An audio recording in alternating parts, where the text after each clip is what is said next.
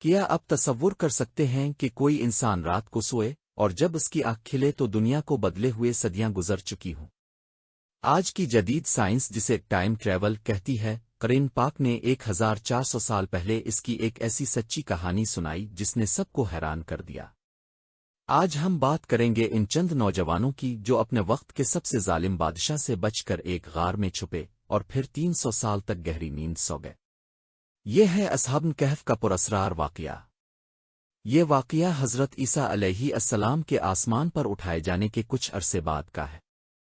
شہر کا نام تھا افسوس، جہاں کا بادشاہ دقیانوس انتہائی ظالم اور بت پرست تھا۔ اس کا فرمان تھا کہ جو کوئی بھی مورتیوں کو سجدہ نہیں کرے گا اسے زندہ جلا دیا جائے گا۔ لیکن اس شہر میں چند ایسے باہمت نوجوان تھے جن کے دلوں میں اللہ نے اپنے اصولوں اور توحید کی روشنی ڈال دی تھی۔ انہوں نے فیصلہ کیا کہ وہ اپنی جان دے دیں گے لیکن کسی پتھر کے آگے نہیں جھکیں گے۔ جب دقیانوس کو ان کے ایمان کا پتہ چلا تو اس نے ان کی موت کا حکم سنایا۔ اپنے ایمان کو بچانے کے لیے یہ نوجوان شہر چھوڑ کر پہاڑوں کی طرف نکل گئے۔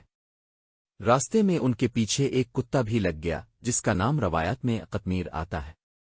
انہوں نے اسے واپس بھیجنے کی کوشش کی لیکن وہ ان کا وفادار محافظ بن کر ان کے ساتھ چلتا رہا۔ چلتے چلتے وہ ایک پہاڑ کی غار میں پہنچے تاکہ وہاں پناہ لے سکیں۔ غار میں داخل ہوتے ہی ان پر ایسی تھکن طاری ہوئی کہ وہ وہیں زمین پر سو گئے۔ ان کا کتا غار کے دروازے پر اپنے دونوں پاؤں پھیلا کر بیٹھ گیا۔ بادشاہ کے لوگ انہیں ڈھونڈتے ہوئے آئے اور غار کا دروازہ پتھروں سے بند کر دیا تاکہ وہ وہیں گھٹ کر مر جائیں۔ لیکن اللہ کی قدرت دیکھیے۔ قرآن بتاتا ہے کہ اللہ نے ان کے کانوں پر پردے ڈال دیے۔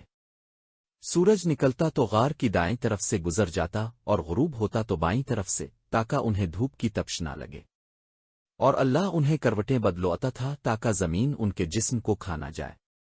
وہ سوئے رہے 1 سال 10 سال 100 سال نہیں بلکہ 300 سال سے بھی زیادہ۔ پھر ایک دن اللہ کے حکم سے ان کی آنکھ کھلی۔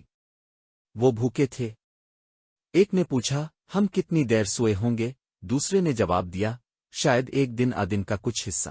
انہوں نے اپنے ایک ساتھی کو پرانے سکے دیے اور کہا کہ چھپ کر شہر جاؤ اور کچھ کھانا لے آؤ اور دیکھنا دقیانوس کے لوگ پکڑ نہ لے۔ لیکن جب وہ شہر پہنچا تو اس کے ہوش اڑ گئے۔ شہر بدل چکا تھا، لوگ بدل چکے تھے، نئے بازار بن چکے تھے۔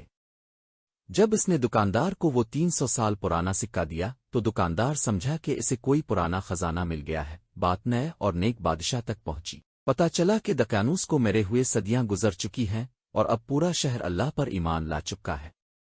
یہ دیکھ کر وہ نوجوان بہت خوش ہوئے اور پھر اللہ نے ان کی روحیں قبض کر لیں اور وہ ہمیشہ کے لیے سو گئے۔